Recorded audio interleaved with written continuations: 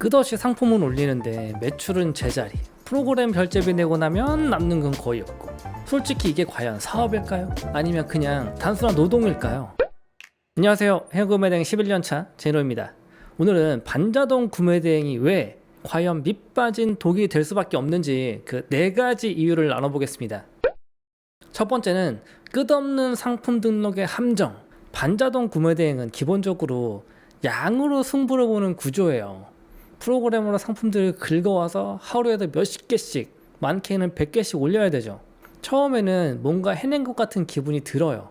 스토어에 상품은 쌓이고 이 정도면 금방 매출 터지겠는데 싶죠. 하지만 현실은 전혀 다릅니다. 네이버는 이미 예전처럼 상품의 수가 많다 이것만 보지 않아요.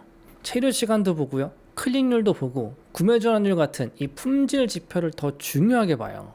퀄리티가 떨어지는 상품은 금방 뒤로 밀리고요, 아무리 올려도 노출이 안 되거나 매출이 안 나는 경우가 진짜 많다는 거예요. 그러니까 결국에 하루 종일 프로그램을 돌리면서 올려도 성과는 안 쌓이고 시간과 에너지만 계속 쓰게 돼요.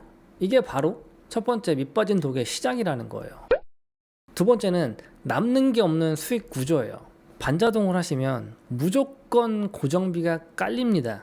여러분들이 반자동 쓰시려면 프로그램 결제비만 해도 월 몇십만 원이에요. 거기에 사업자 러게 돌리라고 권하는 경우도 많고, 그러면 사업자 주소 유지 비용도 들어가고 추가로 프로그램비 또 내야 되고, 거기에 부가 서비스까지 쓰다 보면 이용료가 장난 아니에요. 근데 문제는 이걸 감당할 만큼 안정적인 매출이 안 나온다는 게 문제잖아요.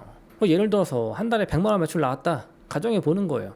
그러면 스토어 수수료 내고, 배대지 배송비 내고, 광고하신 분들 많잖아요. 광고비도 쓰고, 거기에 프로그램 결제비까지 내면 실제로 손에 남는 게 얼마나 될까요? 계산해보면 내가 고생한 시간 대비 남는 게 거의 없다, 이게 느껴지게 되실 거예요. 결국 반자동은 내가 돈을 버는 구조가 아니고요, 여러분들이 프로그램 업체에 돈을 벌어주는 구조예요. 이게 바로 두 번째 밑빠진 독이 되는 이유예요.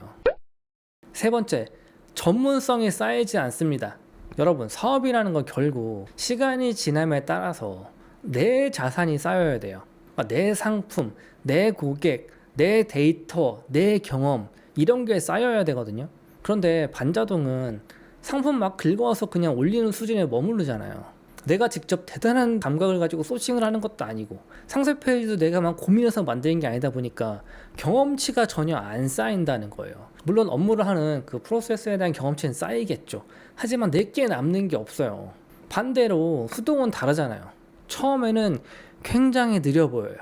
상품 하나하나씩 소싱하면서 이건 잘 팔리고 이건 반응이 없네, 이런 데이터도 몸에서 느끼고, 상세 페이지도 내가 직접 만들다 보니까 점점 구매 전환율이 높아지는 구성을 알게 되고, 그러니까 새로 올리는 상품도 구매 전환율이 좋을 거고, 내가 만든 상품이 상위로 노출되고 팔리는 이 경험이 내 자산으로 쌓인다는 거예요. 결국 반자동은 1년, 2년 해도 정말 제자리 걸음, 수동은 시간이 지날수록 이 경험과 노하우가 내 자산이 된다는 거예요. 그러니까 차이가 점점 벌어질 수밖에 없죠. 네 번째, CS 지옥, 관리가 불가능한 구조예요. 여러분, 상품이 많으면 많을수록 문제가 생길 확률도 진짜 기하급수적으로 늘어나요. 팔린다고 좋아하실 게 아니에요. 상품 설명에 오류가 있다거나, 배송이 지연된다거나, 반품이 있다거나, 환불이 있다거나, 막 수백 개, 수천 개 상품을 올려놨는데 터지는 문제? 혼자서 감당하기 진짜 힘든 구간이 오거든요.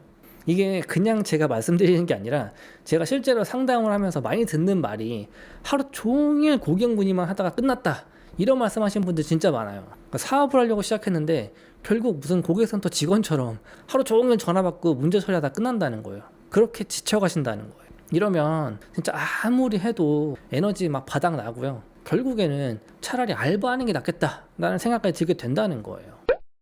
자, 그래서 정리를 한번 해보면, 끝없는 상품 등록은 시간만 쓰고 성과가 없다. 고정비 구조는 프로그램 업체만 돈을 벌게 만들 뿐이다.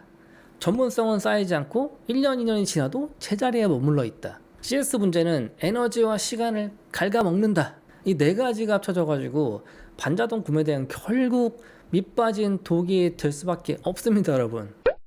제가 늘 말씀드리잖아요. 상품 개수가 적더라도 수동 구매대행으로 가셔야 돼요. 몇 가지 상품만 정말 제대로 집중하시면 고객이 머물고요, 구매 전환율이 오르고요. 무엇보다 내 경험, 내 자산이 쌓인다는 거예요. 그게 결국 오래 살아남는 길이에요.